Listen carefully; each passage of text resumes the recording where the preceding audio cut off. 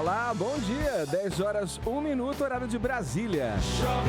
Vamos lá, hein? Vai começando mais uma edição aqui do nosso seu programa radiofônico pelas ondas do Rádio Jovem Pan. Vamos lá, hein? Segunda-feira, dia 5 de setembro de 2016. Vamos aí. Você que está indo para o trabalho, para a escola, começando seus afazeres em casa, ligados aqui com o ouvido coladinho no rádio, ouvindo este nosso programinha que vai até às 11h30. Vem com a gente. Eu, Paulinha, Ellen Brau, bom dia a todos vocês. Essas garotas que brilhantam a nossa bancada. Cláudio Tonholi, bom dia. Ui! Bom dia, Vini. Bom dia, Ed. Tá pronto?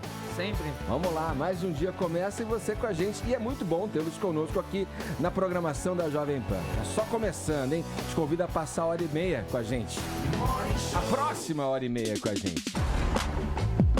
Depois da China, a vida como ela é, e o presidente Michel Temer precisa fazer assim que voltar para o encontro que reuniu as maiores polêmicas econômicas do planeta. Precisa fazer sim. O que a gente vai imaginar que um presidente tem que fazer? Trabalhar. E a gente vai falar aqui no programa o que ele tem que fazer logo que chegar ao Brasil. Santa Fé, todos os detalhes sobre a canonização de Madre Teresa de Calcutá. Você sabia que entre os milagres atribuídos a Madre Teresa tá a cura de um brasileiro? Pois é. Fala sério, garota, um papo com uma das estrelas da Bienal do Livro, a escritora Thalita Rebouças. Ela fala sobre criatividade, crítica literária e a história que inspirou o filme da youtuber Kéfera. Esses são alguns destaques do Morning Show, que está começando. Errou! Vai lá, qual é a hashtag de hoje? Vamos começar a semana. Eu quero que você fale, porque hoje o Edgar chegou sacudido de manhã. É isso aí. E ele que fez a nossa hash. Fui eu, né? Foi você. Foi um ímpeto ali, baseado no começo de mais uma semana. Então a hashtag aqui do Morning Show é hashtag levanta a bunda que é segunda. Não é? Foi testemunhado em vídeo esse levantar de bunda, inclusive. Ah, você achou que tinha a ver? O pessoal só vai entender se acessar a nossa página do Facebook, Você então. vai publicar isso? Tá publicado. Já está publicado? Está publicado, facebook.com/JP Morning Show. Edgar se preparando, só que não, para o início do programa. Hashtag levanta a bunda que é segunda. Pode curtir nossa página no Facebook. Vai lá, vai. Tem sempre um conteúdo extra como este que a Paulinha acabou de dizer. Já coloquei, vocês são rápidos, cada vez mais rápidos, hein? Vai lá, interaja com a gente pelo Twitter, levanta a bunda, que a segunda é a nossa hashtag. E também temos sempre uma maneira de você interagir também pelo nosso WhatsApp. Daqui a pouquinho eu dou as coordenadas para você interagir com a gente nessa segunda-feira, beleza? Vamos agora, então? Vamos já, né? Pra colar já as duas formas de você interagir e participar. É a hashtag Levanta a Bunda que é segunda e também o nosso WhatsApp 931171009. As pessoas podem mandar vídeos, né, Paulinha? Mensagens de áudio, não é isso? É isso. E como a gente vai entrevistar hoje a Thalita Rebouças, a gente pergunta pra vocês o seguinte: qual é o seu livro preferido e por quê? Também pode ser o que você tá lendo agora. Um só, né? Um só é bem difícil de escolher, né? Eu posso falar, por exemplo, eu terminei de ler uma trilogia esse fim de semana. Quem gosta do Tim Burton tá esperando esse livro, que é O Orfanato da Senhorita Peregrine para Crianças Peculiares. O filme do Tim Burton sai agora e tem a trilogia que eu li, acabei de ler esse fim de semana. Então, você também pode contar o livro que você acabou de ler. Se for bom, né? E se for ruim, dá um alerta, porque a pior coisa é começar a ler aquele livro enorme, achar que vai melhorar e ele ser horrível mesmo, do início ao fim, né? Já acontece às vezes. Então, tem o livro do nada, que você pega, quer ler o livro, quer ser, enfim, distraído com uma grande história, com alguém que escreve bem, ou então um livro de algum interesse que você tem, né? Também tem isso, você vai buscar um assunto conforme, né, esse interesse faz parte de você naquele momento. Você não entendi. Não, por exemplo, você pode buscar um livro, se meu interesse, por exemplo, é vela. Eu li recentemente o Linha d'Água do Amir Klink e achei fantástico. Tinha coisas lá que eu viajei. O Arcon me deu para ler nas férias uma falha na minha bibliografia, né, nos livros que eu tenho na prateleira, o Velho e o Mar, do Hemingway. Li, achei fantástico. Comecei a achar ali engraçado como ele constrói, né, brilhantemente a história. E você vai achando, peraí, mas esse cara, onde vai acabar isso aqui? Ele acaba de um jeito fabuloso, fantástico. Então eu achei um livro bem bacana, gostei, coloco entre os meus favoritos. Você, professora, por exemplo. Eu concordo com você. São fases da vida que a gente tem nossas leituras favoritas. Eu gosto muito de um livro chamado McMafia, que conta um pouco da formulação das máfias após a dissolução do regime soviético. Gosto muito de um livro chamado A Convidada, da Simone de Beauvoir, que em termos de romance, de uma novela, para mim é um dos melhores que eu já li.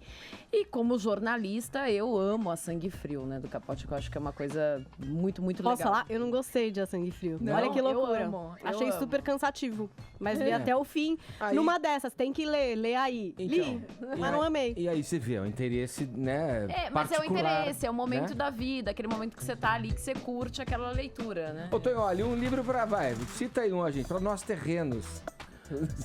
Para nós terrenos. O livro que eu gosto, depois de velho, eu aprendi um conselho do Nelson Rodrigues e do Borges, que o mistério tá na releitura, né? Então, na verdade, eu tô relendo tudo que eu já li e aparece de uma outra forma que eu tinha lido. verdade. Eu tô relendo tudo. É porque sua bagagem é outra, suas referências mudaram. É impressionante. Aí você vê que a literatura é uma cabala mesmo, que a cada leitura se abre uma chave nova. É. O segredo tá na releitura.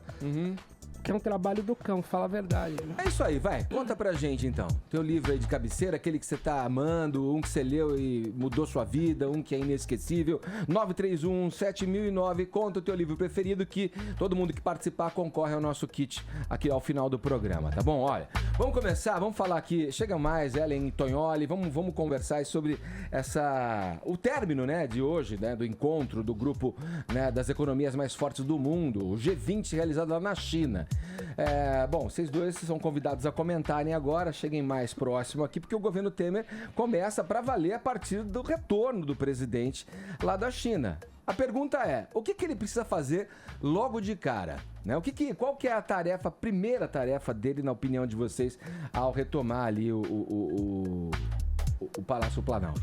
Pra mim parece que agora, nesse retorno do Temer, é mais ou menos que nem Brasil depois de quarta de cinzas. Não tem mais desculpa, começou de verdade, Vamos que né? vamos, agora não tem mais... E nesse começou de verdade, eu acho que o primeiro grande desafio dele vai ser justamente a votação do afastamento ou não de Eduardo Cunha, porque vai ser um momento de prova de fogo deste governo para dizer onde ele está. Desde que o Sérgio Machado, que se vazou o áudio do Sérgio Machado, né, da Petrobras, dizendo que havia todo um complô do PMDB contrário à Lava Jato, que isso incluía inclusive Michel Temer, porque Michel Temer teria pedido dinheiro para a campanha de Chalita e todos esses desvios, há uma desconfiança geral, e os protestos deste domingo mostraram isso, desse governo. Quer dizer, não há uma simpatia também por ele, né? O que se concordou com o impeachment, porque talvez, do ponto de vista de uma parte da população, era o menos pior.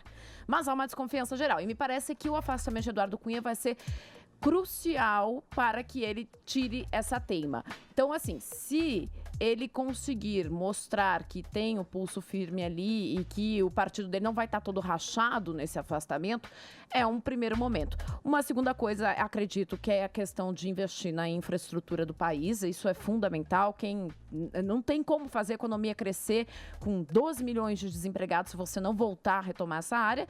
E um terceiro momento é enfrentar a reforma da Previdência, que é fundamental e que ele, pelo menos até aqui, eu espero estar errado. Eu espero que ele volte hoje e diga assim, bom, Ellen, você estava errado e eu vou fazer isso. Está adiando para depois das eleições. Porque quem vai querer aprovar uma reforma da Previdência, gente, antes de eleições municipais, né? Então, se você tem culhão, como se diz na minha terra, você vai ter que tocar esse negócio mesmo uma hora, sem eleição, com eleição. E é mesmo, né? Porque essas reformas estruturais, incluindo a da Previdência, a própria reforma política, né? Que tanto se fala e tanto a Dilma, gozado, nesse processo todo a Dilma falou, olha, gente, é impossível governar com 35 países. O que o Temer falou agora também? Gente, não dá. Esse negócio de governar com 30 partidos, não Você dá. Você falou tudo. São países que não se conversam. São países que não se falar a grande verdade. Então, como é que faz? Se ele acha isso, se a Dilma achava isso, essa reforma política não sai, minha gente. Por que não sai essa reforma? Ainda mais tendo que contar com o apoio de todo mundo. Por que não sai, Tonholi? Bom, primeiro deixa eu responder a tua pergunta. Por que ninguém vai à rua fazer aos milhões e reivindicar uma reforma política? Não, primeira coisa, a manchete do Globo desse domingo é uma exclusiva com o Aécio. E o Aécio fala que o Temer tem que negociar com o PSDB. Tá propondo uma ruptura se o Temer não negociar. Se você ler também o artigo do Fernando Henrique Cardoso, reproduzido nesse domingo no Estadão e no Globo, o Fernando Henrique propõe outra coisa, que o PT tem que negociar com o PSDB. Ele coloca depois, o PMDB tem também, mas o PT tem que negociar com o PSDB. Hoje cedinho a Gleisi Hoffmann já reagiu ao artigo do Fernando Henrique e falou, negociar o caramba, né? Negociar o caramba. E aí... vou juntar já o pensamento. Tem uma frase também que me chamou a atenção desse fim de semana, da Vanessa Graziotin, a senadora do PCdoB, que ela fala assim, abre aspas, vocês não vão tirar a presidenta Dilma do poder. Podem até ganhar aqui nesta corte, mas não pedirão clemência quando formos às ruas. A classe média analfabeta política tem de ficar no seu lugar insignificante de contribuinte e deixa a esquerda intelectual garantir o futuro dessa nação. Bom, então... Deixa eu chegar no meu ponto. O Temer tem que negociar muito com o PSDB. E 2, isso que essa senhora, que me parece letrada ao atacar a classe média, a Vanessa Graziotin, ela tem que lembrar que o maior avanço do governo Lula foi a partir de 2010 fazer a classe média crescer em 7,5%. Né? Então, o que essa senhora está atacando na classe média é a classe média que o Lula trouxe para dentro do mundo do consumo. A hora que o Temer conseguir fazer o reingresso da classe média no mundo do consumo, parece que isso está começando. Esse fim de semana, os indicadores econômicos mostram que os mercados já estão reagindo ao consumo, as pessoas voltaram a comprar. A hora que voltasse o meio circulante ficar mais calminho, as pessoas não ficarem com medo de gastar, lentamente vai se reaquecendo as coisas. Agora, ele tem que negociar. Esse fim de semana a sinalização foi dada pelo Aécio e pelo Fernando Henrique. Queremos negociar com o senhor, Temer, senão você vai ficar sozinho. O domingo foi marcado por protestos em algumas capitais do país contra Michel Temer e a favor das eleições diretas. Manifestações em São Paulo, Rio de Janeiro, Salvador, Curitiba reuniram milhares de pessoas. Na capital fluminense, 5 mil pessoas ocuparam a Avenida Atlântica. Na capital paulista, cerca de 100 mil pessoas, segundo a organização, participaram de um ato que começou pacífico, mas terminou com as já conhecidas bombas de gás lacrimogênico lançadas pela polícia militar.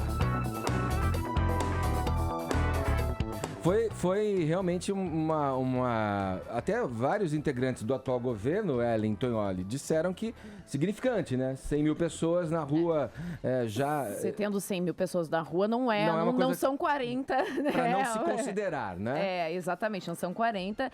E assim, a gente tem que lembrar que nós tivemos uma pesquisa, acho que foi Datafolha, se não me engano. Aqui em São Paulo, 65% do eleitorado afirmaram que não votariam em um candidato apoiado por Michel Temer. Rio de Janeiro, esse número era um pouquinho maior, 68%, 69%. Isso quer dizer o seguinte, que embora nós tenhamos um número considerável de aprovação no impeachment de Dilma Rousseff, não significa que o povo está satisfeito com o que ficou aí, né? Agora, deixa eu perguntar. Não está satisfeito nem está confiando. Na opinião de vocês, está todo mundo querendo aí se descolar das siglas políticas, vai. Até, inclusive, no próprio PT, houve lá uma chamada na chincha do presidente, o Rui Falcão, para que candidatos que não estavam querendo dar evidência para o logo, né, para a estrela do PT, né, como uma certa repreendendo essa atitude dos candidatos que querem ali se esconder da sigla. Ninguém está querendo se aproximar e não puxam mais votos dos chamados caciques, né? Ninguém quer se aproximar também do próprio Michel Temer que está em exercício. Isso não dá margem para surgir ali o voto na pessoa, independentemente de partido, com o que há de bom e ruim nisso aí? Sem sombra de dúvidas, né? Vale lembrar que lá em 2013, quando começaram as manifestações, uma das coisas mais fortes foi a questão do não tem partido, né? Lembra quando algumas pessoas surgiram com bandeiras na Avenida Paulista, foram agredidas por dizer que não tinha partido? Mas o não tem partido, gente, entre o não tem partido e um fascismo, um totalitarismo, a margem é muito pequena. Então, sim, é temerário o fato de que nós estamos com uma desconfiança geral na política e nos partidos. Por pior que sejam, a política ainda é a única forma de você exercer seu direito democrático. Se você abre mão dela, você está entregando isso para algo mais totalitário e personalista, e aquilo que o Schiller falou aqui muito bem quando esteve aqui, né? O Brasil está com todo um cenário pronto para um populismo, que é esse governo personificado numa pessoa, no salvador da pátria. Isso a gente não pode permitir. Mas na campanha, independente de mostrar ou não de que partido de pôr ou não a estrela, enfim, do que fizer, tem partido. Sim. Então é isso, tem. Sim. Não se engane. Mas peraí, o salvador da pátria um dia já foi o próprio Lula. Lula também. Mas o Collor, por exemplo, é o melhor reflexo, né? Ele era um partido de Marajás, né? Porque era um partido que foi criado para ele, não era partido, né? Foi criado para que ele virasse presidente. Era uma coisa personificada. O Lula, mais ou menos, o Lula, na verdade, eu vejo ele mais quando ele se elegeu ali, né? Era muito mais um self-made man que teve que ser aceito. Porque o Lula não era personificado? Pô, não, o PT... o partido mais personificado de todos. O PT é o lulista, total, dependente de lulismo. Tem o lulismo. Aliás, esse número de que tinha 100 mil na Paulista, eu só vi esse número nos sites que o governo paga anúncio. A própria Folha, o UOL, que é tido como o mais progressista, dá 40 mil. O número de 100 mil que a Ellen falou aqui é o número oficial do Partido dos Trabalhadores, da CUT e das centrais sindicais. Eu acho uma temeridade colocar 60 mil a mais, porque não foi 100 mil, hein? 40 mil. Deixa eu começar. Quem falou 100 mil não fui eu. Não tenta ficar colando essa pecha de petista, até porque quem diz no ar que é fã do Haddad é você, não sou eu. Eu não tenho partido, meu querido. Minha filha, quem faz livro contra o Lula e que vende 200 mil livros sou eu. Eu que essa operação da PF de hoje foi em cima do meu último livro. Claro, Ellen. Eu não dou beijo em artista da Globo, eu escrevo livro. É bem diferente a minha pegada. Eu não saio na mídia dando beijo de língua sem língua. Saio na mídia numa página do UOL, no sábado, colocando o meu livro, que foi feita a operação em cima hoje, entre os 8 mais importantes para se entender o Brasil. É bem diferente o nosso ponto de escada, Ellen. Até porque eu queria ver qual atriz ia ter estômago para te dar um beijo, não, né? Minha querida. Olha, o que as feminazes acharam? Você se sentiu minimizada pelo cara da Globo não ter metido a língua na sua garganta aqui na rádio? De forma alguma. O que as feminazes falaram? Era técnico o beijo, Tonholi. Entendi, mas não é uma forma de discriminar você não meter a língua? Por que não meter a língua na boca de uma feminazi coletiva? Peraí, vamos voltar. Sacanagem. Só mesmo um senhor de meia idade em crise pra querer ser fiscal do corpo alheio. Amiguinhos. Idade em crise, meu. Vamos. Isso você trouxe... Sabe quem fala? Lá na terra do Curió do Banhado, viu, Ed? Lá no Curió do Banhado, o pessoal ainda tem aquela visão que, assim, do livro do Machado de Assis, era um senhor de 40 anos. Então, para os extremos do Brasil, você ter 40 ou 50 é crise, porque nos rincões se vê assim. A modernidade não chegou no Curió do Banhado. Olha, pra mim, você ter 50 e querer namorar guriazinhas de 20 e pouco por insegurança é crise da meia-idade. Segurança não, minha filha. Eu não tenho culpa que eu tenho meio mundo me dando no pé. Eu não preciso dar beijo pra me promover na mídia. Eu faço livro. Essa é a diferença de grau entre nós. A gente tava aqui na questão da... nem lembro mais. O que era mesmo que a gente tava falando? Dos partidos, reformas, enfim, né? Da personificação das legendas políticas num nome em si. Falamos do Collor, falamos do Lula e chegamos a isso. Agora, se não dá pra... Vamos voltar na questão lá dos 35 partidos. Se não dá pra governar com 35... Vamos responder, você me perguntou. Por favor, então. Vai direto ao assunto. Porque nós temos 35 partidos no Brasil e 34 em formação. Por quê? Todo mundo quer a grana do fundo partidário. E não tem um candidato que de Alphaville, tem um candidato de Alphaville, saiu no Estadão de ontem, o cara botou 1 milhão, um candidato à prefeitura de Barueri, colocou 1 milhão do próprio bolso na conta dele. É o primeiro grande autopatrocínio. É o mesmo esquema que dominou todos os partidos do arco político hoje, seja PSDB, PMDB, PT, PP, que vieram pegar grana de petrolões da vida para poder se justificar em campanha. Os que estão começando e não têm acesso a empreiteiro ainda para poder tomar grana, eles precisam se criar a partir do fundo partidário. Sim. Então, outra coisa que vai acontecer... Vira profissão, né, do cara. Com a doação privada, os caras vão mascarar grana de coisas como PCC e por aí vai. A gente vai ter que redobrar a nossa atenção para saber da onde está vindo essa grana. Antigamente os bancos falavam, Know your customer. Saiba quem é o seu cliente. Agora a nova determinação saiba quem é o cliente do seu cliente. A gente não tem que saber quem é o nosso político agora. É uma coisa um pouco mais difícil, que ainda bem vai sobrar para nós jornalistas fazermos isso. Quem é o cliente do nosso político? Agora, 10 horas 21 minutos, horário de Brasília.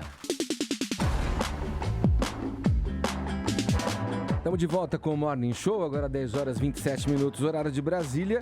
Falando agora da Madre Teresa de Calcutá, chamada Santa das Sarjetas, que foi canonizada pela Igreja Católica nesse domingo, em cerimônia que contou com 120 mil fiéis no Vaticano.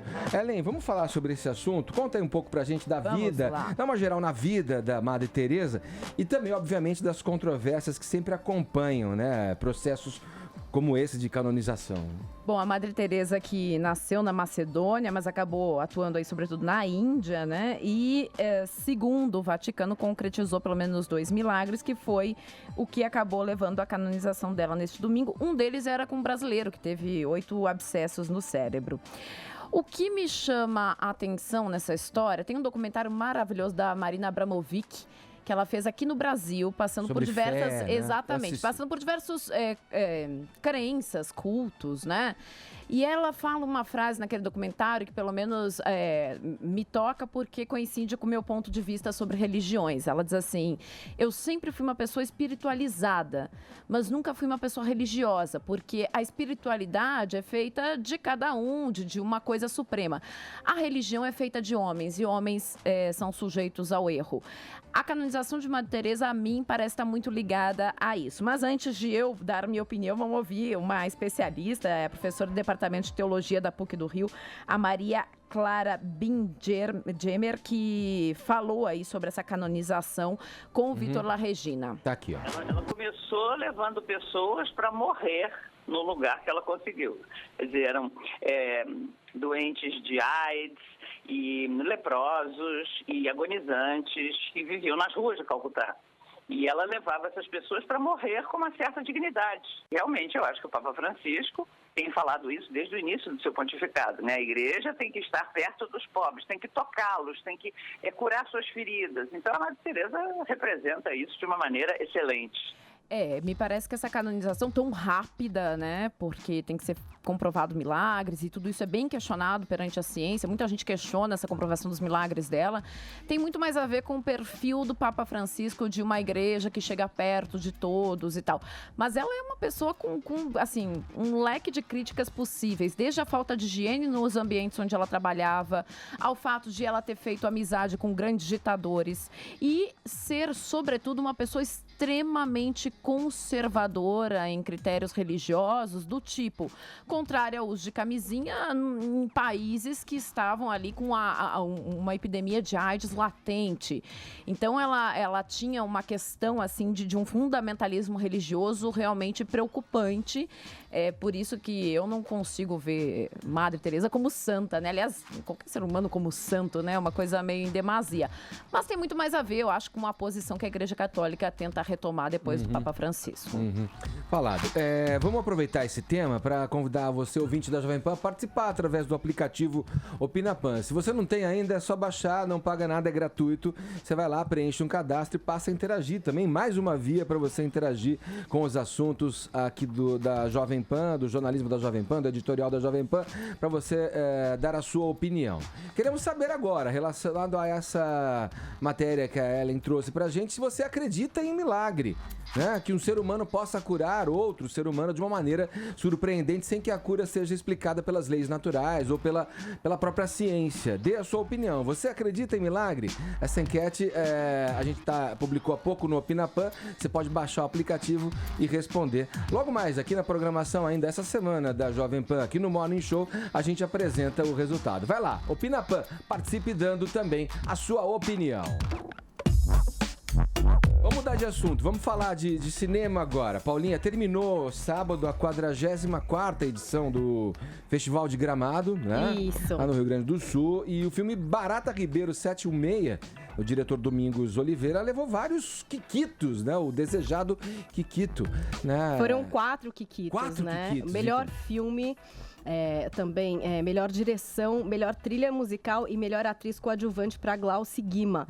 Mas o grande vencedor da noite mesmo foi o próprio Domingos de Oliveira, né? Reconhecido aí, ele que fez a trilha também, é um grande diretor, roteirista, enfim, o trabalho dele é gigante. Se você nunca ouviu falar dele, são 60 anos de carreira, produções para cinema, teatro, televisão, como eu falei, escritor, roteirista, diretor, teve 26 peças escritas, dirigiu 57, tem 5 livros lançados, participou de 50 filmes, algumas vezes também como ator. Ele hoje não consegue nem caminhar, nem falar direito, ele tem um pouco de dificuldade, Edgar, porque ele sofre do mal de Parkinson. E até o Caio Blá foi quem representou ele no recebimento de alguns prêmios, né? Sim. Ele, por exemplo, quando foi receber o prêmio de melhor direção, o Caio leu uma carta escrita pelo cineasta, foi aplaudido de pé. Quando ele foi receber ali o Kikito de melhor filme, ele falou uma frase super bonita.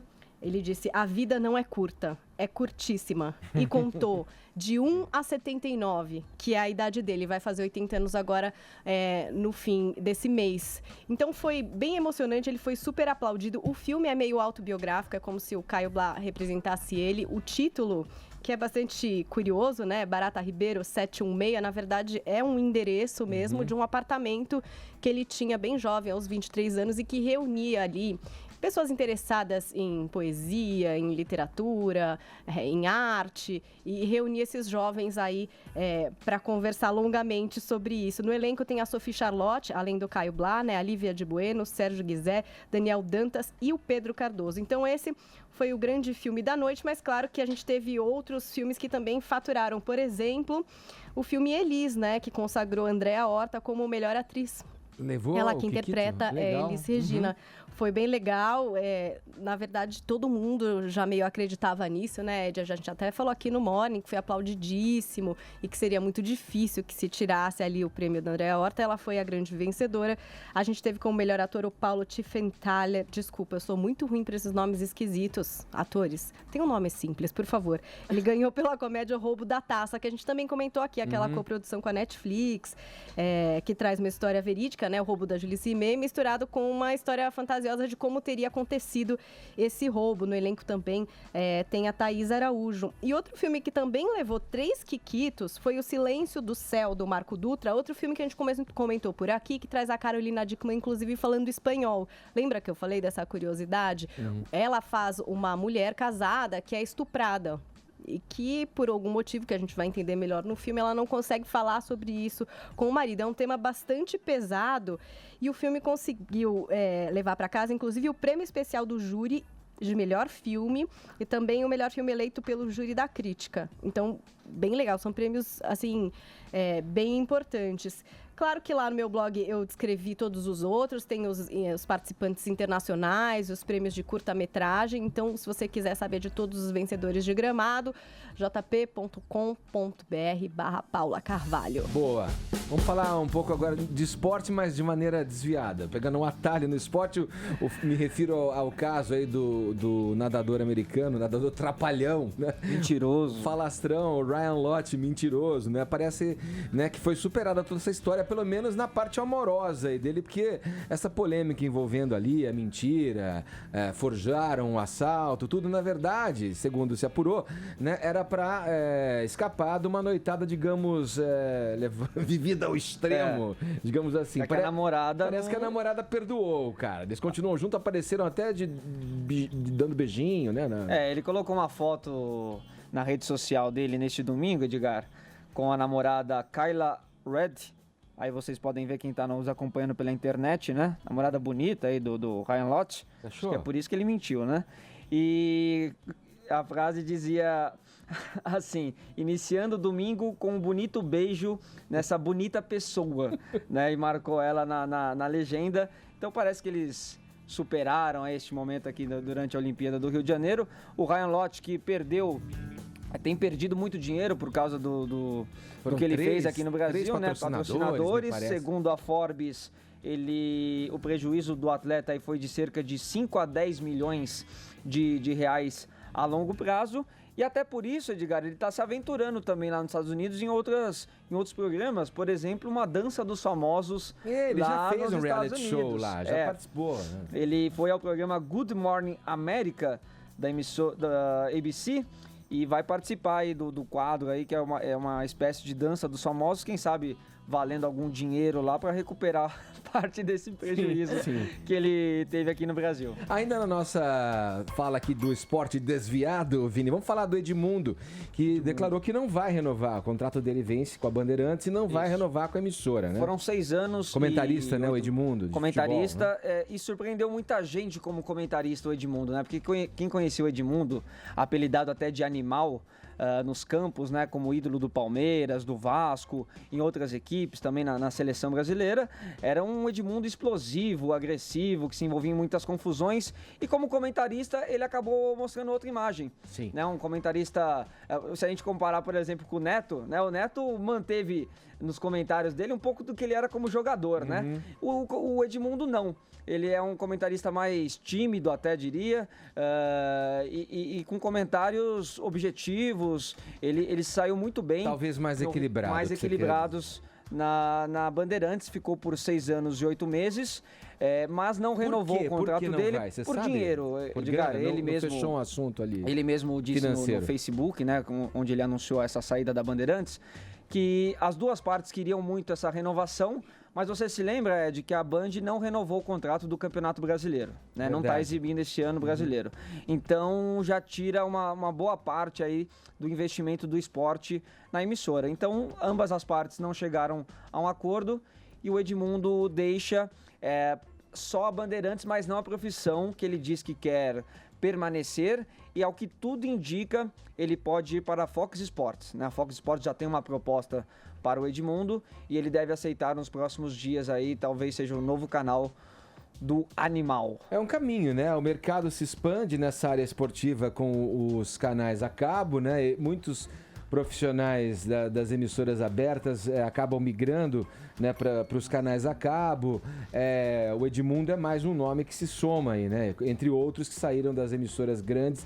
Agora, porque a demanda também na Bandeirantes, né, Vini, vai diminuir muito sem o Campeonato Brasileiro. Eles conseguiram até agora de permanecer com a Liga dos Campeões, da qual a Bandeirantes falou que não ia fazer mais, não ia comprar os direitos da Globo, que a Globo precisa repassar. Sim. Só que até por essa obrigatoriedade da Globo, porque assim, a Globo ela não passa a Liga dos Campeões inteira, ela passa apenas as fases finais. Então ela tem por obrigação repassar os direitos para outra emissora.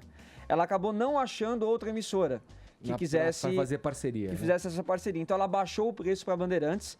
Há quem diga até que é de graça.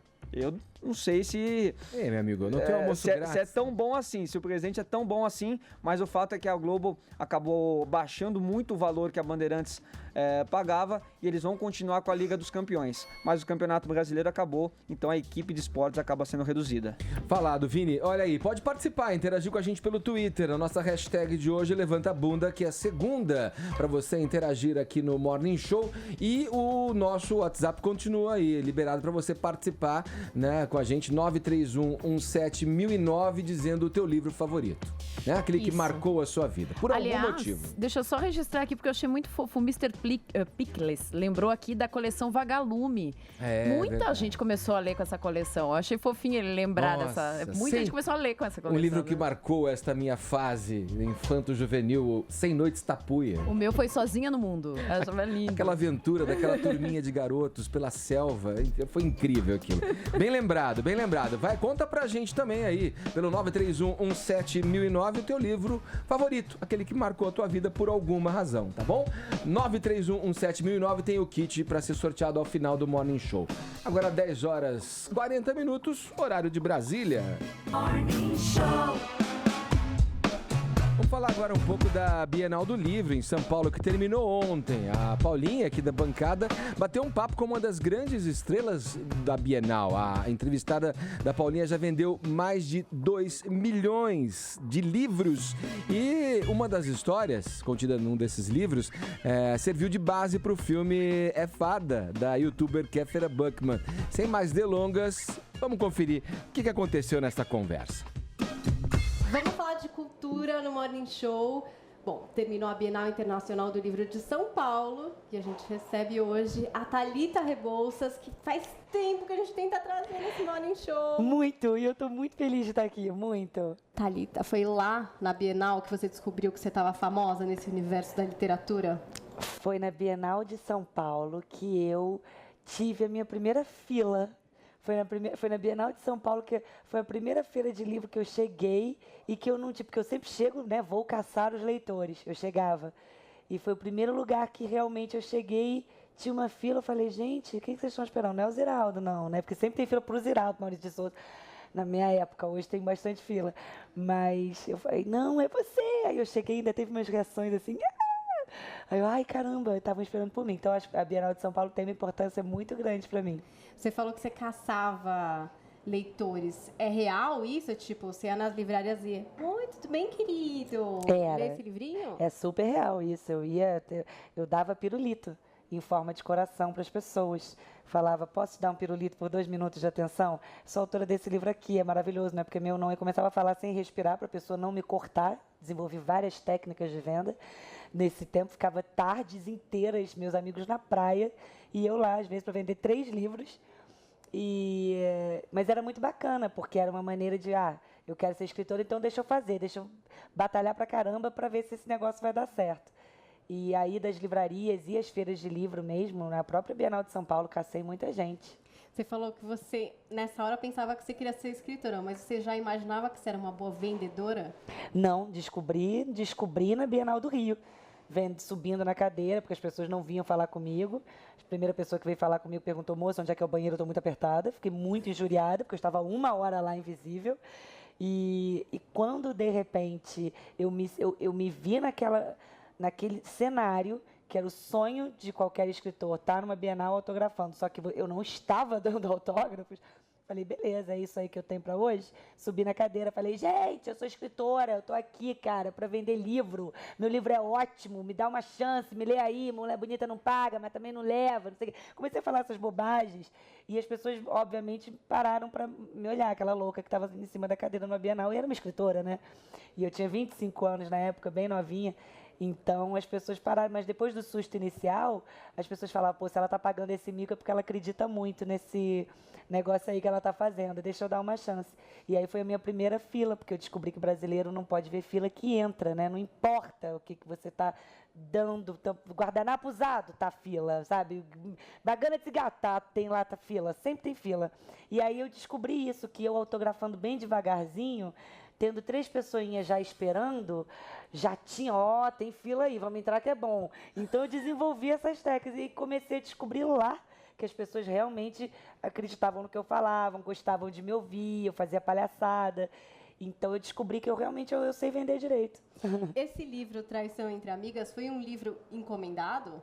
Foi. O primeiro livro que você lançou? Foi o primeiro livro. Foi um livro encomendado. Eu tinha escrito um com meu ex-marido. E aí, para essa editora gostou do meu jeito de escrever e pediu um só meu. E aí ela falou, faz uma coisa meio revista nova, traição, bofe, não sei o quê. Eu falei, beleza. E aí eu fiz o Traição Entre Amigas, coisa clássica, uma menina fica com o peguete da outra, e a partir dessa traição várias coisas acontecem. E era destinado ao público jovem adulto, que hoje vai de 18 a 30 anos. Só que quem amou foi a galera de 12, 13, 14, 15. Você tem um lance bem diferente na hora de fazer as coisas, que você ouve muito seu público. Tipo, fala sério, mãe, pai, professor, amor, quer dizer... E tudo parece que foi a galera que foi pedindo com você nas interatividades, quando te encontravam. E agora você vai escrever um personagem gay também porque a galera pediu. Você ouve muito as pessoas? Eu ouço muito as pessoas, assim. Tanto que esse livro de agora, o Fala Sério Mãe, foi no Fala Sério Mãe que eu descobri que adolescente gosta de acompanhar livros e personagens que nem novela. Eles me pediram, faz agora alguma coisa. Fala sério professor, fala sério pai, se vira. Vai fazendo coisa, porque a gente quer ler mais essa personagem. E aí nasceu, eu falei que eu ia parar no 3º, que era o Fala Sério Amor, e eu tô no 7º. Então, eu não sei ainda. Aí ontem já me pediram muito Fala Sério Avó. Então, assim, as pessoas realmente gostam dessa série. E o livro sobre bullying, que é esse que eu tô lançando ainda, que é o Confissões de uma Garota Excluída, Mal Amada e um pouco dramática, Eu demorei muito para escrever sobre bullying, que é uma coisa que me pediam muito, porque é um tema tão delicado e a minha escrita é tão leve. Os meus livros têm tanto humor que eu tinha um pouco de medo, eu não me sentia maduro bastante para escrever sobre esse tema.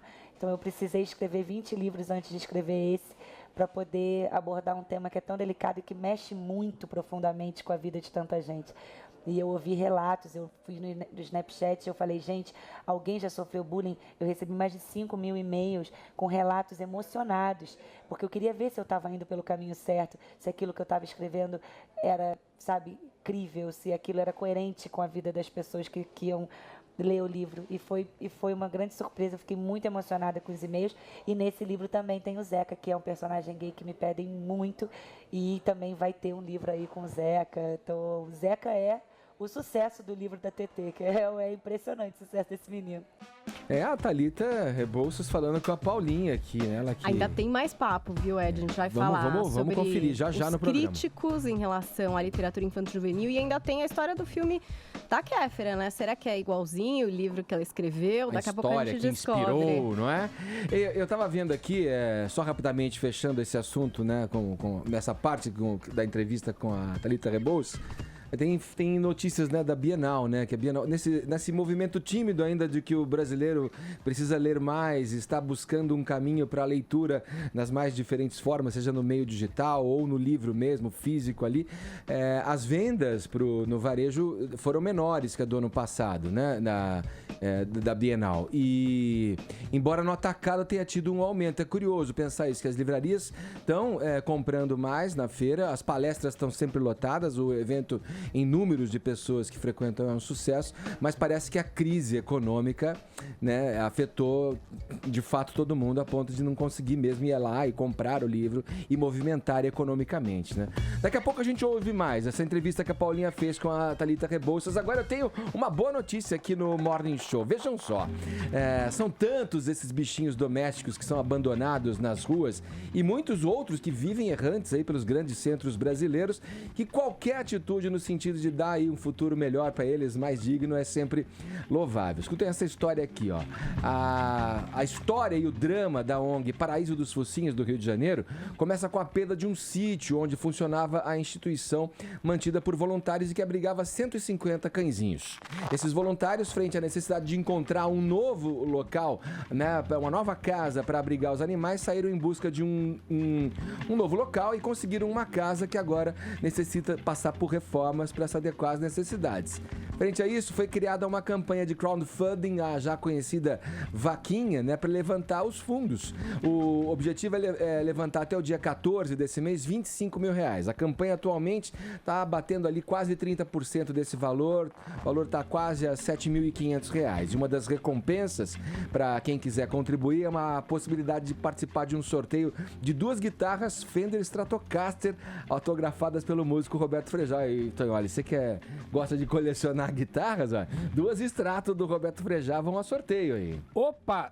Strato tem mais a ver com rock brasileiro do que Les Paul, não é? Então, é mais levinho. Acho que som, sim, né? acho que sim. Se você quiser participar desse sorteio das guitarras do Frejá, só dá um pulo na Kikante, que é um dos sites aí, como tantos outros, propiciam essas vaquinhas para os eventos, né, para as causas aí mais variadas. Você pode colocar ali, entrando no site da Kikante, no espaço para busca, Paraíso dos Focinhos. Vai lá, dê a sua força. Isso sim é uma boa notícia. Olha aí, as férias ou folga de fim de ano se aproximam, hein? Com elas, aquela dúvida aí, pra onde viajar, não é isso? Afinal de contas, viajar é o sonho de consumo da maioria dos brasileiros. Tô louco pra chegar ao fim do ano e fazer a minha viagenzinha aqui, ó. Pra ajudar a tornar esse sonho possível, a CVC tá com ofertas especiais pra você comprar agora sua viagem de Natal, Réveillon, férias de janeiro, não importa o destino, viu? A CVC tem os melhores roteiros pelo Brasil e pelo mundo com preços que cabem no seu bolso. Não perca tempo, portanto, garanta já sua viagem de férias com toda a família. Férias de fim de ano é com a CVC, sempre com você.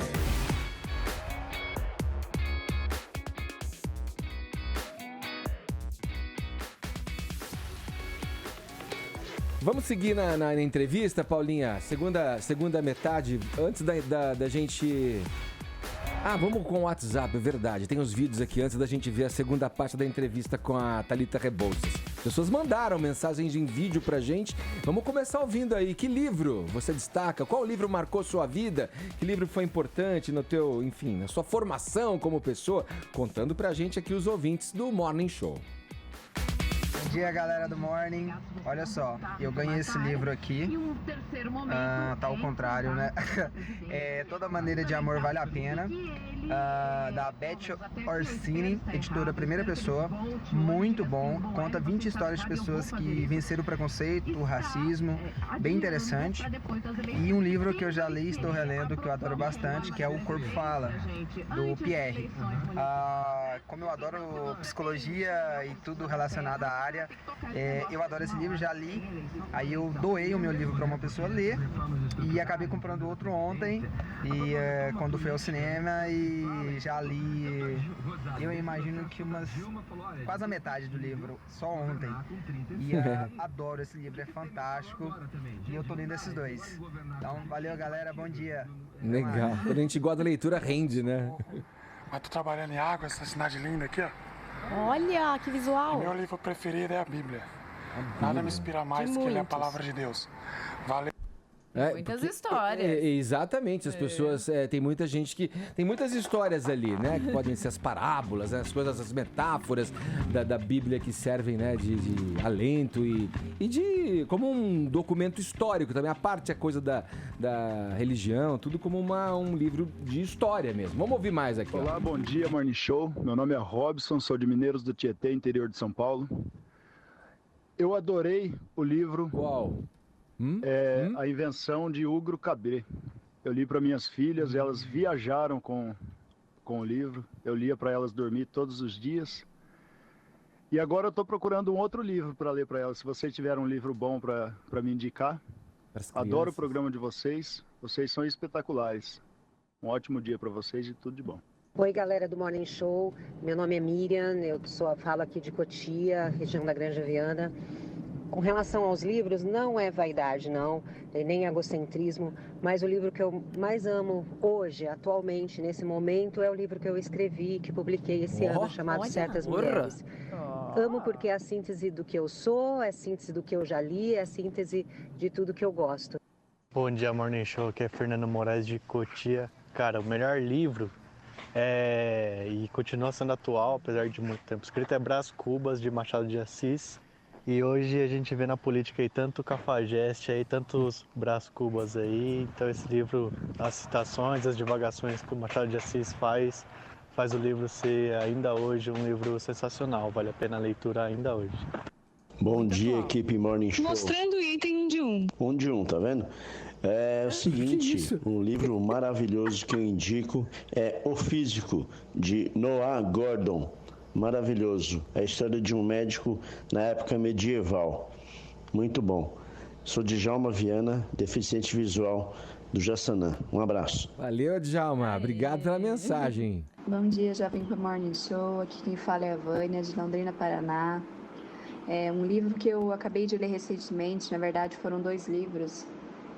Aquele da Jojo Moyes, que é Depois de Você. Como Eu Era Antes de Você e Depois de Você. São 2 livros formidáveis, um romance incrível que eu recomendo e que vale muito a pena.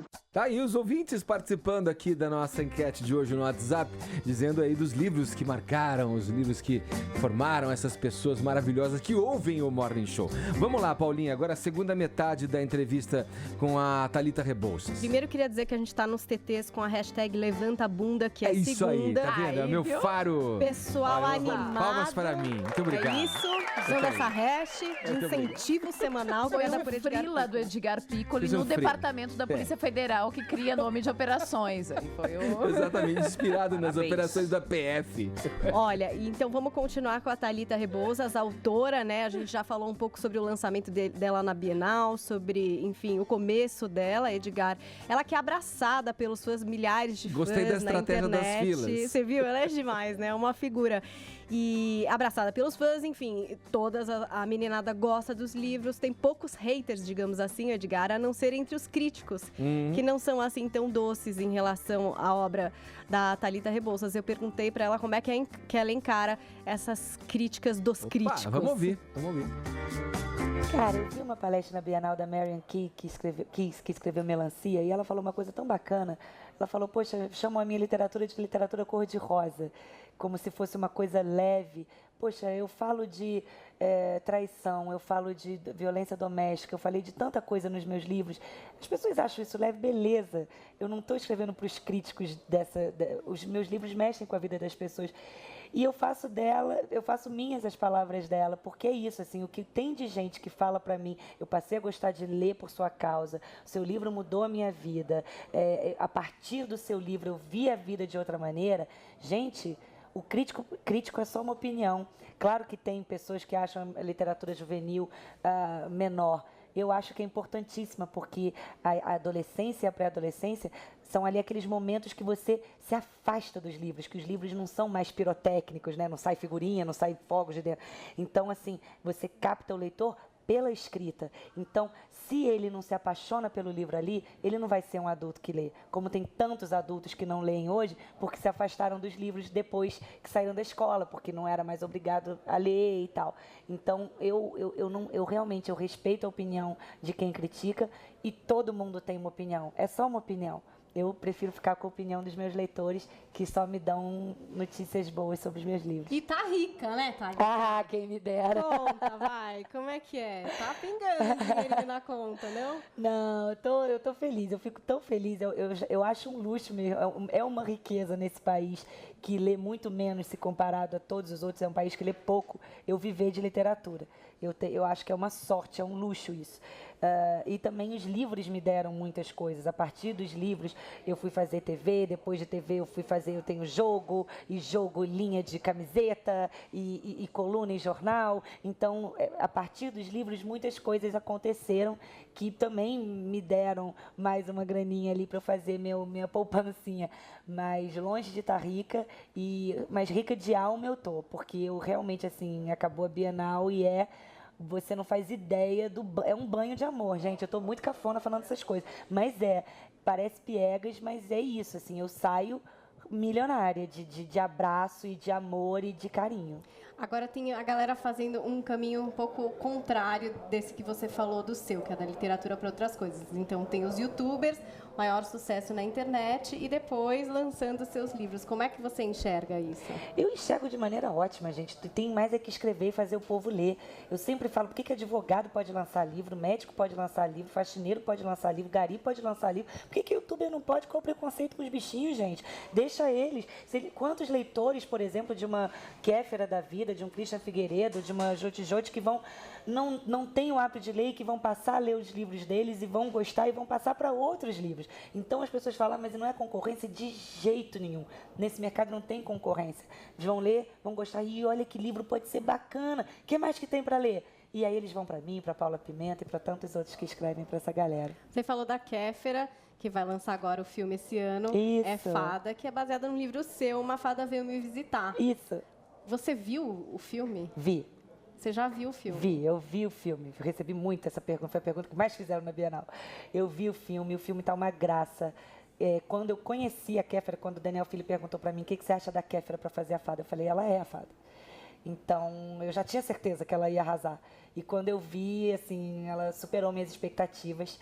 Foi linda, ela é realmente a Fada que saiu da minha cabeça. Incompetente, carismática, maluca, que faz um monte de coisa errada, estabanada e afoita.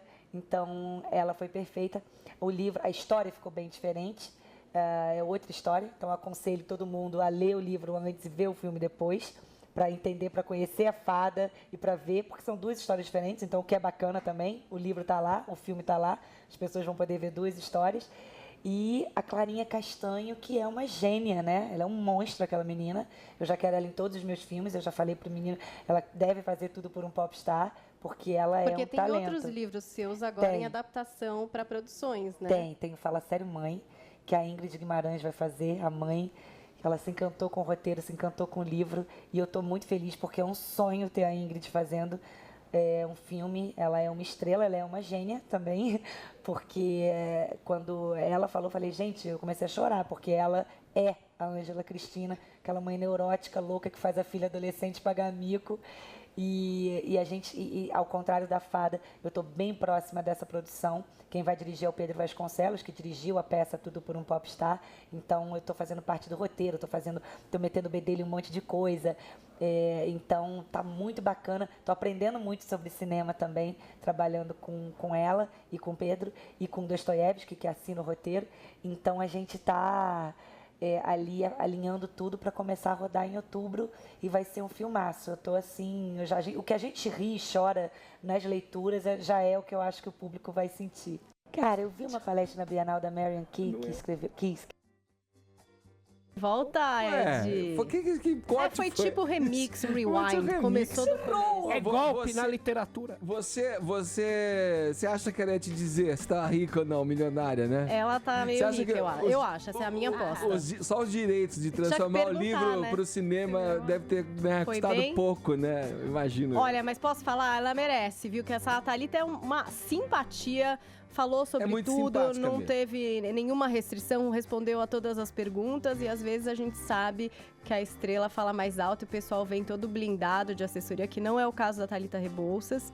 Então, muito obrigada, Thalita. Lembrando aos ouvintes que essa entrevista tem mais papo, vai na íntegra no nosso canal no YouTube, youtube.com/morningshowjp, e tem também uma pílula bem legal da Thalita, ela indica 3 livros para vocês lerem. Então, só indo lá no canal do Morning, assinando no YouTube para você conferir. youtube.com/morningshowjp. Falado. Agora 11h14, horário de Brasília. Vamos pro Rio de Janeiro agora. Conversar com o nosso destemido repórter Rodrigo Viga. Ele, o inoxidável repórter carioca aqui do Morning Show, para falar do quê? Da Paralimpíada. A Paralimpíada começa quarta-feira agora e o Viga atualiza a gente, né, sobre as notícias e os fatos que antecedem o começo dessa competição esportiva. Bom dia, Viga! Fala, Ed, mão de tesoura. Você assistiu esse? Tranquilo, né?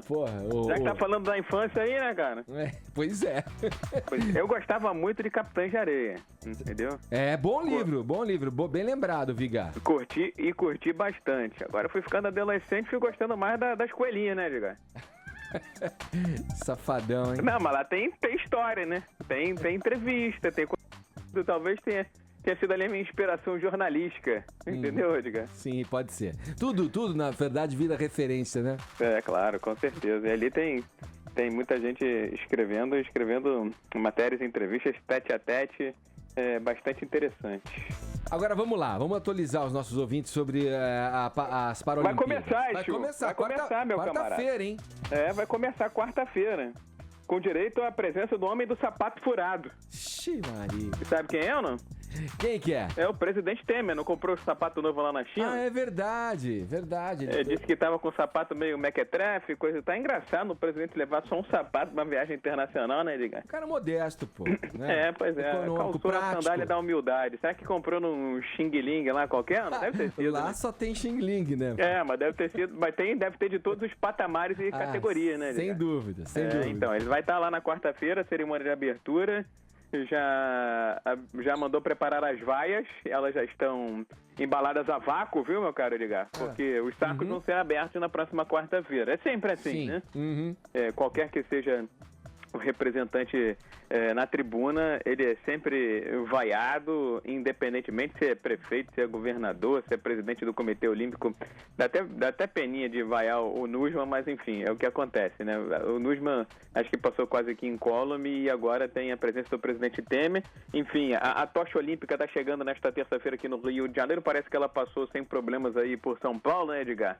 Mas aqui no Rio de Janeiro já tem a galera se movimentando, querendo fazer protestos e manifestações. A turma que está organizando a cerimônia de abertura, né, dos Jogos Olímpicos Jogos Paralímpicos, de 2016, também no estádio do Maracanã, garante que vai ser uma festa bastante inclusiva, levantando bandeiras e abrindo aí a mente, a cabeça, os olhares de muita gente. Os atletas paralímpicos, é claro, vão estar representados não só através das suas delegações, mas também através de personagens que vão se apresentar um cantando o hino nacional, outro fazendo ali uma encenação artística no gramado do Maracanã, enfim. E haverá também, é claro, alusões a fatos e coisas típicas do Rio de Janeiro. Você lembra que durante os Jogos Olímpicos, os gringos não gostaram de comer o famoso biscoito Globo. Pois né? tem polêmica, né? Imagina, vai tocar de polvilho, né? nesse ícone nacional. O biscoito de polvilho, rapaz. Pois bem, em tom de provocação, a direção de arte, a organização da Paralimpíada, vai inclusive inserir na cerimônia de abertura aquele famoso vendedor de mate, né? E também de limonada nas areias das praias do Rio de Janeiro, que ele, ao mesmo tempo, vende o saco do Biscoito Globo. Então, o Biscoito Globo vai estar presente ao lado de outros ícones do Rio de Janeiro. Vai ter também grupo Afrolata, dançarino de baile charme de Madureira, projetos como Praia para Todos, Adapt Surf, enfim, vão estar se sentindo devidamente representados atletas paralímpicos nesta cerimônia de noite de quarta-feira, 7 de setembro. É o grito da proclamação para que os homens e mulheres de todo o planeta olhem com mais carinho e atenção a realidade dos atletas paralímpicos e de outros paralímpicos que não são atletas, mas fazem maratonas diárias para vencer as barreiras das cidades e estados de todo o Brasil, meu caro Edgar. Tá certo, obrigado pelas informações. Esse Rodrigo Viga conversando com a gente aqui no Morning Show sobre os preparativos aí, né, para abertura da Paralimpíada. Vamos falar ainda no esporte. Um dos maiores atletas do nosso país, o líbero Serginho, ele vestiu ontem a camisa da seleção brasileira pela última vez. A seleção de vôlei do Brasil, ele deu muitas alegrias, inclusive, né, a seleção foi campeã, né, nas Olimpíadas, na Rio 2016. Ô Vini, que lições o Serginho deixa, hein? Muitas gente, lições, né? E ontem essa despedida foi muito legal, que foi lá no estádio Mané Garrincha, para mais de 40 mil pessoas, eles que improvisaram uma quadra de vôlei lá no meio do gramado, debaixo tiveram que de jogar muito sol, em condições que eles não estão acostumados. Exatamente, né? O Brasil venceu por 3-1 a equipe de Portugal, e o último ponto foi justamente do Serginho, no ponto, né, de saque, o que não é permitido, Ed, porque o líbero não pode sacar. Não pode sacar, Mas aí, claro, como era a despedida dele, deixaram. A primeira ele mandou na rede, aí mandaram voltar, e aí os portugueses deram uma forcinha na segunda lá para fechar com chave de ouro. Aliás, é maravilhoso. O Serginho merece e muito. São 40 anos aí que ele tem. E essa passagem na seleção, 15 anos, com 2 medalhas de ouro e 2 medalhas de prata. Agora, o que fica mesmo são as lições do Serginho como ser humano, né? Como exemplo de pessoa, como exemplo de um ídolo que acaba saindo agora. E eu preparei essa lista, Ed, com 5 lições. A primeira, a superação. Né, o Serginho, que nasceu em um barraco ao lado de uma plantação de café em Diamante do Norte. Ele era um menino muito pobre que se criou em Pirituba, em uma região que sofria muito com a violência. Vendia gelinho nos campos de várzea para ajudar a mãe. Depois virou office boy e ainda vendia produtos de limpeza em uma Kombi para aí sim começar uma carreira de sucesso no vôlei. A segunda lição que ele deixa é dar valor às pequenas coisas. Sua diversão na infância era visitar o vô Chico, que o levava para passear de charrete, e ele tinha o sonho de ter um cavalo. E aí esse sonho ele conquistou com o primeiro dinheiro que ele ganhou no vôlei, né, o Thor, que depois que acabou morrendo por uma picada de cobra, o Serginho guardou a última ferradura do Thor e depois pregou na parede do galpão de cocheiras. A terceira lição do Serginho: nunca desistir de seus sonhos. Ele que sempre buscou pelas oportunidades, caminhava quilômetros e quilômetros para treinar no Centro Esportivo de Pirituba, recebeu muitos nãos, né? Ele que é um jogador baixo, né? Então ele sempre reprovava nas peneiras, até ser aceito pelo Palmeiras, seu primeiro clube. Mesmo assim passou por muitas dificuldades financeiras, já era casado com filho, vendia água sanitária pela periferia para sobreviver. E recebeu uma proposta para jogar no São Caetano como líbero. Bacana, hein? Uma posição aí, que ele nunca tinha jogado. A trajetória dele, né? Olha só, e ele nunca tinha jogado como líbero, ele era atacante. As pessoas falavam, você tem algumas limitações como atacante, vai jogar como líbero. Ele foi, nunca tinha jogado, agarrou essa oportunidade, e aí o primeiro salário dele era de R$300, que ele dava todo para a mãe. Né? E depois aí sim ele foi passando, né, para o São Caetano, para o Suzano, depois para o Banespa, até chegar na seleção brasileira. A quarta lição é a personalidade de um ídolo. que ele teve com a característica de atleta considerado exemplo e líder. Determinação, personalidade forte, garra, disciplina, ética, um bom companheiro de grupo, agregador, espírito de luta, carismático, além da qualidade e talento que fizeram ele ficar tanto tempo aí na seleção. E a quinta e última lição é nunca se esquecer de onde veio, né? Porque depois da final da Olimpíada, o Serginho foi perguntado o que queria fazer da vida após a aposentadoria. Ele disse, olha, só quero ir para casa, comer um bom churrasco e tomar uma tubaína ao lado da minha mãe, né, a dona Didi.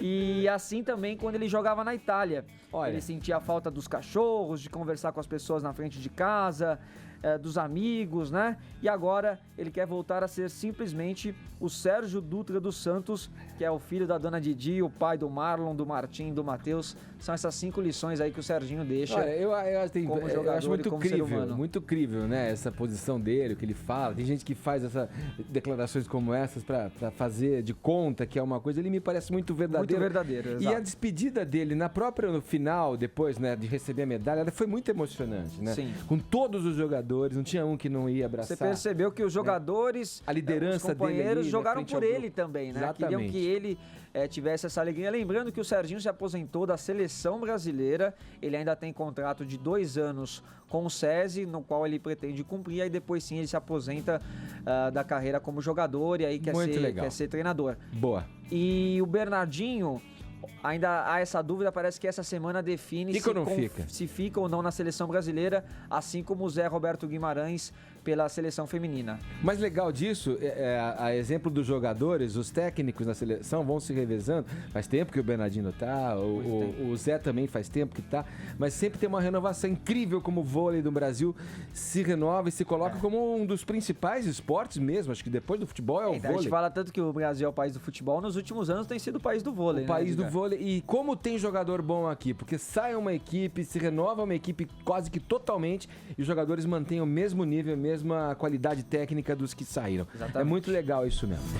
Vamos já meio na reta final aqui do Morning Show, voltar a falar da Polícia Federal, mais especificamente de uma operação para investigar fraudes nos fundos de pensão. Tonholi, o que os ouvintes do Morning Show não vão encontrar no noticiário por aí? Conta pra gente. Bom, primeiro, para explicar rapidinho, essa operação Greenfield, ela está prendendo pessoas sob acusação de fraudar 8 bilhões nos fundos de pensão, que é onde os funcionários da Petrobras, do Banco do Brasil, da Caixa Econômica, por aí vai, vão depositando seu dinheirinho para ter suas aposentadorias. O importante para você saber, por enquanto, é que aquele cara que o Janot não aceitou a delação premiada, o Léo Pinheiro, aquele que disse, segundo a Veja, que reformou o apartamento do ministro Dias Toffoli... Léo Pinheiro é da OAS, isso? Ex-presidente da OAS. Aquele que disse que reformou o apartamento do Lula, que segundo a Veja citou Serra, citou Aécio, todos no Petrolão... Ele foi reconduzido hoje a pedido do Sérgio Moro, então vai ser redesenhado o que o Janot disse não. Agora eu quero trazer a parte que é interessante, e isso eu coloquei no hashtag da Levanta a Bunda, que é segunda, estão os documentos epigrafando isso. Que é o seguinte, apesar de estar preso, o João Vacari Neto, ex-tesoureiro do PT, teve um novo mandado de prisão hoje expedido na Operação Greenfield. E agora vem a parte que você precisa entender. A ex-contadora do Alberto Youssef, a Meire Posa, que avisou a Força Tarefa que o Petrolão não era apenas tráfico de... A Lava Jato não era apenas tráfico de drogas, como foi no começo, era, no fundo, o Petrolão. Ela conta que o João Vacari Neto chegava no Youssef, o doleiro do Petrolão, e levava junto a lideranças ligadas ao Cunha e ao PT para ir nos fundos de pensão. E o João Vacari cobrava, caso investissem nas coisas do Youssef, 12% de comissão para partes do PMDB, do PP ou do PT, né? E quando... Veja bem, isso consta do livro Assassinato de Reputações, muito além da Lava Jato. Quando chegava nas reuniões, o Alberto Youssef falava a seguinte frase: gente, quem fala a verdade não merece castigo. Se vocês comprarem meu negócio com dinheiro público, eu vou pagar uma comissão muito boa pra vocês. Aí ele finalizava: gente, quem fala a verdade não merece castigo. Óbvio que tudo isso foi entregue à justiça pela Mariposa e agora se converte numa operação que, aliás, de tudo que a gente já leu, de tudo que foi falado, de tudo que você já ouviu, etc., tem uma novidade hoje. Chegaram no frigorífico JBS. Então, velho, tá fechando o funil em cima de todo mundo. E volto a te dizer, quem entregou o Vacari como o chefe desse esquema foi a Mariposa. Está tudo na nossa hashtag de hoje. Levanta a bunda, que é segunda. Que é segunda. Falou, Canholi. Fala, Paulinha. Aliás, hashtag maravilhosa, que está em 5º lugar entre os assuntos mais comentados do Brasil no Twitter. O duro? É, acredita? E foi o Edgar que fez? Foi. Deixa comigo, pô. Foi você, Ed. Deixa comigo. Tem gente que disse que não entendeu, aí eu expliquei. Eu disse, olha, esse é o nosso equivalente ao Acorda, Menina da Ana Maria, né? Sim, É porque vai vindo gente do mundo inteiro pra hash, entendeu, Ed? Às vezes a pessoa não tá ouvindo o programa, bobeando. Ô, Jean, você é casado, solteiro ou tico-tico no fubá? Tico-tico no fubá. Meu Deus do céu. Vamos falar de cinema pra fechar? Vai, finalzinho do programa, Paulinha.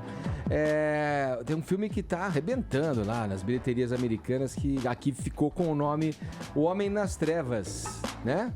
O Homem nas Trevas... Vai estrear quinta aqui no Brasil, é isso? Estreia quinta-feira aqui. A Do que fala esse curiosidade... filme? Então, muita gente já assistiu o trailer, principalmente quem gosta de terror, porque eles foram espertos e exibiram esses trailers antes de filmes como Quando as Luzes se Apagam, entre outros. É uma história que, se eu te contar, que você vai falar, meio besteira, né? São 3 jovens, tipo meio bling ring, assim, que eles querem assaltar pessoas, eles dão umas assaltadinhas em casas, assim, com pessoas ou ausentes, ou que estão lá, e assim eles fazem uma graninha. E aí eles têm uma brilhante ideia de assaltar um cara, que teoricamente tem $300 mil em casa, e que ele é cego, né? Mas, assim, ele não é tão desprotegido porque ele é um ex-militar, tem algumas coisas meio, assim, difíceis. E já no trailer você percebe que quando eles vão assaltar esse cara, nada dá certo, Edgar. O que acontece é que esse filme foi lançado naquele famoso Forças festival... ocultas o protegem, é isso? Olha, ele é a própria força oculta, pelo que eu pude perceber no trailer. Ele é tipo um fenômeno no escuro, entendeu? Então, o que rendeu muito é que quando ele foi exibido no SXSW, sabe? Aquele festival super bacana que acontece em Austin, foi super elogiado pela crítica. E ele é de um diretor que chama Fede Álvares, que é uruguaio, que já tem um bom filme lançado e com boa bilheteria, que é Evil Dead, A Morte do Demônio. Depois que o cara lançou esse filme, ficou todo mundo esperando o próximo. Esse é o próximo. E aí, com o lançamento, elogios da crítica e um trailer muito bom... Olha, o trailer eu tô vendo aqui nas imagens. Aliás, quem tá acompanhando a gente pelo YouTube, pelo portal da Jovem Pan, vendo pelo aplicativo, o trailer é de arrepiar, hein? O filme foi feito com $10 milhões e de cara nos Estados Unidos, já tá há 2 semanas em cartaz em primeiro lugar, de cara arrecadou 26 milhões, já muito a mais do que se esperava. E, enfim, é considerado um sucesso. Foi o filme que tirou Esquadrão Suicida da primeira posição. 2 semanas em primeiro lugar nos Estados Unidos, baixíssimo orçamento, diretor uruguaio e prometendo muitos e muitos sustos. Então, quem sabe você já tem aí o seu escolhido para essa quinta-feira de estreias nos cinemas do Brasil. Boa. Este filme aterrorizante, O Homem nas Trevas. Vamos lá, Robson, você foi o ganhador, meu querido. Robson é de Mineiros do Tietê, participou aqui dizendo pra gente o livro favorito, uma história que ele leu, um livro que ele leu e gostou muito, e leva o kit do Morning com a caneca e a camiseta do programa. Eu quero agradecer a todo mundo que participou, mandando mensagens em vídeo, mensagens de voz. Aqui não dá pra ouvir, sempre digo isso, mas não dá pra ouvir todas, mas a gente sempre procura ouvir o maior número possível de pessoas que mandam pra gente aqui no Morning Show, participando das nossas enquetes. Muito obrigado, viu? E é isso, vamos fechar aqui a nossa segunda-feira, depois de presentear o Robson, né, com um tchau para os nossos ouvintes e também tem prêmio no Twitter, gente. É porque fomos para os TTs. Marcos Rezende, você finalmente, depois de participar durante 1000 anos aqui, Ganhou, levou? Ganhou o kit. Aí, muito bem, é isso.